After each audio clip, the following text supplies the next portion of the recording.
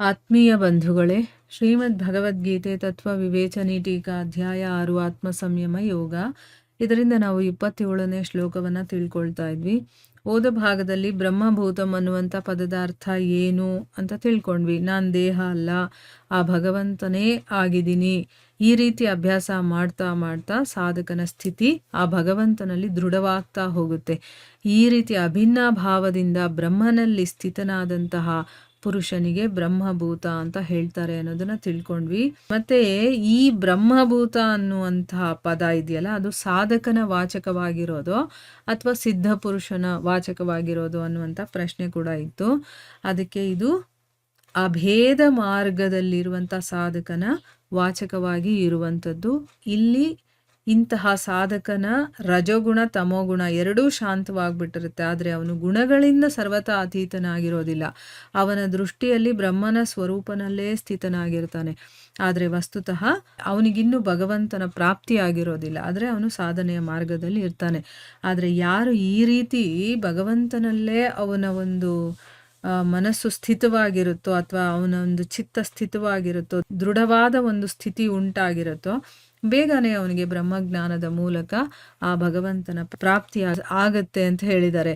ಅಂದರೆ ನಿರ್ವಾಣ ಬ್ರಹ್ಮನ ಪ್ರಾಪ್ತಿ ಅಂತ ಕೂಡ ಹೇಳಿದ್ದಾರೆ. ಅದರ ಫಲ ಯಾರು ಈ ರೀತಿ ಸಾಧನೆ ಮಾಡ್ತಾ ಇರ್ತಾರೋ ಅವರಿಗೆ ಇದರ ಫಲ ಏನು ಸಿಗುತ್ತೆ ಅಂತಂದರೆ ನಿರ್ವಾಣ ಬ್ರಹ್ಮನ ಪ್ರಾಪ್ತಿ ಅನ್ನೋದನ್ನು ಕೂಡ ತಿಳ್ಕೊಂಡ್ವಿ. ಈಗ 18ನೇ ಅಧ್ಯಾಯದ 54ನೇ ಶ್ಲೋಕದಲ್ಲೂ ಕೂಡ ಬ್ರಹ್ಮಭೂತ ಪುರುಷನಿಗೆ ಪರಾಭಕ್ತಿಯ ಪ್ರಾಪ್ತಿ ಅಂತ ಹೇಳಿ, ಅಂದರೆ ತತ್ವಜ್ಞಾನದ ಪ್ರಾಪ್ತಿ ಅಂತ ಹೇಳಿ, ಯಾವುದು ಆ ಶ್ಲೋಕ ಅಂತಂದರೆ 18ನೇ ಅಧ್ಯಾಯದ 54ನೇ ಶ್ಲೋಕ. ಅದರಲ್ಲಿ ಏನು ಹೇಳಿದಾನೆ? ಸಚ್ಚಿದಾನಂದಘನ ಬ್ರಹ್ಮನಲ್ಲಿ ಸ್ಥಿತನಾದ ಪ್ರಸನ್ನ ಮನಸ್ಸಿರುವಂತಹ ಯೋಗಿ ಯಾರಿಗೋಸ್ಕರನೂ ಶೋಕನೂ ಪಡೋದಿಲ್ಲ, ಯಾವುದನ್ನು ಬಯಸೋದೂ ಇಲ್ಲ. ಇಂತಹ ಸಮಸ್ತ ಪ್ರಾಣಿಗಳಲ್ಲಿ ಸಮಭಾವ ಇರುವಂತಹ ಯೋಗಿ ನನ್ನ ಪರಾಭಕ್ತಿಯನ್ನು ಪಡಿತಾನೆ ಅಂತಂದ್ಬಿಟ್ಟು ಅಲ್ಲಿ ಭಗವಂತ ಹೇಳಿದ್ದಾನೆ. ಅಂದರೆ ಅವನ ಮನಸ್ಸಲ್ಲಿ ಒಂದು ಸಮತೆಯ ಭಾವ, ಎಲ್ಲವನ್ನು ಸಮಾನ ದೃಷ್ಟಿಯಲ್ಲಿ ನೋಡುವಂಥದ್ದು, ಯಾವುದು ಮೇಲೂ ಅಲ್ಲ ಯಾವುದು ಕೀಳು ಅಲ್ಲ ಅನ್ನೋವಂಥ ಭಾವನೆ ಬಂದ್ಬಿಟ್ಟಿರುತ್ತೆ. ಅಂಥವನು ಪರಾಭಕ್ತಿಯನ್ನು ಪಡಿತಾನೆ ಅಂತ ಹೇಳಿದಾರಲ್ಲ. ಆಮೇಲೆ ಪರಮಾತ್ಮನ ಪ್ರಾಪ್ತಿ ಕೂಡ ಆಗತ್ತೆ, ಅದರ ನಂತರ ಪರಮಾತ್ಮನ ಪ್ರಾಪ್ತಿ ಅಂತ ಹೇಳಿದ್ದಾರೆ. ಅದನ್ನು 18ನೇ ಅಧ್ಯಾಯದ 55ನೇ ಶ್ಲೋಕದಲ್ಲಿ ಹೇಳಿದ್ದಾರೆ. ಆ ಶ್ಲೋಕ ಭಕ್ತ್ಯಾ ಮಾಂ ಅಭಿಜಾನಾತಿ ಅಂತ. ಅಂದರೆ ಈ ಶ್ಲೋಕದಲ್ಲಿ ಏನು ಹೇಳಿದ್ದಾನೆ? ಪರಾಭಕ್ತಿಯ ಮೂಲಕ ಅವನು ಪರಮಾತ್ಮನಾದ ನಾನು, ಅಂದರೆ ಇಲ್ಲಿ ಭಗವಂತ ಹೇಳ್ತಾ ಇರೋದು, ನಾನು ಯಾರಾಗಿದ್ದೀನೋ ಮತ್ತು ಯಾವ ಪ್ರಭಾವದಿಂದ ಯುಕ್ತನಾಗಿದ್ದೀನೋ, ಸರಿಯಾಗಿ ಹೇಗಿದ್ದೀನೋ ಹಾಗೇ ನನ್ನನ್ನು ತತ್ವದಿಂದ ತಿಳ್ಕೊಳ್ತಾನೆ. ಈಗ ನಾವು ತಿಳ್ಕೊಳ್ತಾ ಇರೋದೆಲ್ಲ ಇಮ್ಯಾಜಿನೇಷನಿಂದ, ಹೀಗಿರಬಹುದು ಅಂತ ನಾವು ಕಲ್ಪನೆ ಮಾಡ್ಕೊಳ್ತೀವಿ. ಆದರೆ ಭಗವಂತ ಹೇಗಿದ್ದಾನೋ ಹಾಗೇ ತಿಳ್ಕೊಳ್ತಾನೆ ಅವನು ಅಂತ ಇಲ್ಲಿ ಹೇಳೋದು. ಪರಾಭಕ್ತಿಯ ಮೂಲಕ ಅಂದರೆ ತತ್ವಜ್ಞಾನದ ಮೂಲಕ ಭಗವಂತನಾದಂಥ ನಾನು ಯಾರು, ನನ್ನ ಪ್ರಭಾವ ಹೇಗಿದೆ, ನಾನು ಹೇಗಿದ್ದೀನೋ ಹಾಗೆ ತತ್ವದಿಂದ ತಿಳ್ಕೊಳ್ತಾನೆ. ಮತ್ತು ಆ ಭಕ್ತಿಯಿಂದ ನನ್ನನ್ನು ತತ್ವದಿಂದ ತಿಳ್ಕೊಂಡು ತಕ್ಷಣ ನನ್ನಲ್ಲೇ ಪ್ರವೇಶ ಮಾಡಿಬಿಡ್ತಾನೆ, ಅಂದರೆ ನನ್ನಲ್ಲೇ ಒಂದಾಗ್ಬಿಡ್ತಾನೆ ಅಂತಂದ್ಬಿಟ್ಟು ಭಗವಂತ ಹೇಳಿದ್ದಾನೆ.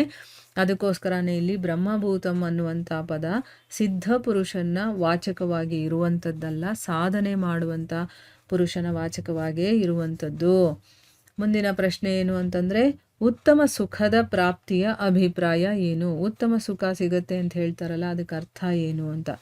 ಉತ್ತರ ಏನು ಅಂತಂದರೆ, ತಮೋಗುಣ ಮತ್ತು ರಜೋಗುಣದಿಂದ ಅತೀತವಾದಂತಹ ಶುದ್ಧ ಸತ್ವದಲ್ಲಿ, ಅಲ್ಲಿ ಸತ್ವನೂ ಅಲ್ಲ ಶುದ್ಧ ಸತ್ವ, ಸತ್ವಗುಣಕ್ಕಿಂತ ಮೇಲ್ಮಟ್ಟದಲ್ಲಿರುವಂಥ ಶುದ್ಧ ಸತ್ವದಲ್ಲಿ ಸ್ಥಿತನಾದಂತಹ ಸಾಧಕ ನಿತ್ಯ ವಿಜ್ಞಾನಾನಂದ ಘನ ಪರಮಾತ್ಮನ ಧ್ಯಾನದಲ್ಲಿ ಅಭಿನ್ನ ಭಾವದಿಂದ ಸ್ಥಿತವಾದ ಮೇಲೆ ಅವನಿಗೆ ಯಾವ ಧ್ಯಾನಜನಿತ ಸಾತ್ವಿಕವಾದ ಆನಂದ ಸಿಗುತ್ತೋ, ಈಗ ಒಬ್ಬ ಸಾಧಕ ಸದಾ ಭಗವಂತನ ಧ್ಯಾನದಲ್ಲೇ ಅಭಿನ್ನ ಭಾವದಿಂದ ಮುಳುಗಿರ್ತಾನೆ, ಅವನಿಗೆ ಬೇರೆ ಯಾವುದೂ ಇರೋದಿಲ್ಲ, ಮತ್ತು ನಾನು ಭಗವಂತ ಎಲ್ಲ ಒಂದೇ ಅನ್ನುವಂಥ ಭಾವನೆಯಲ್ಲಿ ಅವನು ಮಾಡ್ತಾ ಇರ್ತಾನೋ, ಆ ರೀತಿಯ ಒಂದು ಸ್ಥಿತಿ ಬರುತ್ತಲ್ಲ, ಆವಾಗ ಆ ಧ್ಯಾನದಿಂದ ಹುಟ್ಟಿರುವಂತಹ ಒಂದು ಸಾತ್ವಿಕವಾದಂಥ ಆನಂದ ಸಿಗುತ್ತಲ್ಲ, ಅದನ್ನು ಇಲ್ಲಿ ಉತ್ತಮ ಸುಖ ಅಂತ ಹೇಳಿರುವಂಥದ್ದು.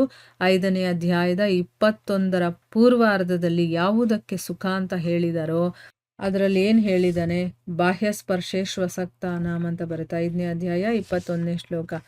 ಅಲ್ಲೇನು ಹೇಳ್ತಾನೆ, ಹೊರಗಿನ ವಿಷಯಗಳಲ್ಲಿ ಆಸಕ್ತಿರಹಿತವಾದ ಅಂತಃಕರಣ ಇರುವಂಥ ಸಾಧಕ ಆತ್ಮನಲ್ಲಿ ಸ್ಥಿತವಾದ ಯಾವ ಧ್ಯಾನಜನಿತವಾದಂತಹ ಸಾತ್ವಿಕ ಆನಂದವಿರುತ್ತೋ ಅದನ್ನು ಪಡಿತಾನೆ. ಆಮೇಲೆ ಆ ಸಚ್ಚಿದಾನಂದಘನನಾದಂತಹ ಪರಬ್ರಹ್ಮ ಪರಮಾತ್ಮನ ಧ್ಯಾನ ರೂಪವಾದ ಯೋಗದಲ್ಲಿ ಅಭಿನಭಾವದಿಂದ ಸ್ಥಿತನಾದಂತಹ ಮನುಷ್ಯ ಅಕ್ಷಯವಾದಂತಹ ಆನಂದವನ್ನು ಅನುಭವಿಸ್ತಾನೆ ಅಂತ ಅಲ್ಲಿ ಹೇಳಿದಾರಲ್ಲ, ಅದು ಅಂದರೆ ಅದೇ ಸುಖದ ಬಗ್ಗೆ ಹೇಳಿರುವಂಥದ್ದು. ಮತ್ತು 24ನೇ ಶ್ಲೋಕದಲ್ಲಿ ಯಾವುದಕ್ಕೆ ಅಂತಃಸುಖ ಅಂತ ಹೇಳಿದಾರೋ, ಈಗ 5ನೇ ಅಧ್ಯಾಯದ 24ನೇ ಶ್ಲೋಕ ಯಾವುದು, ಯೋಂತ ಸುಖೋಂತರಾರಾಮ ಅಂತ ಬರುತ್ತಲ್ಲ ಅದು.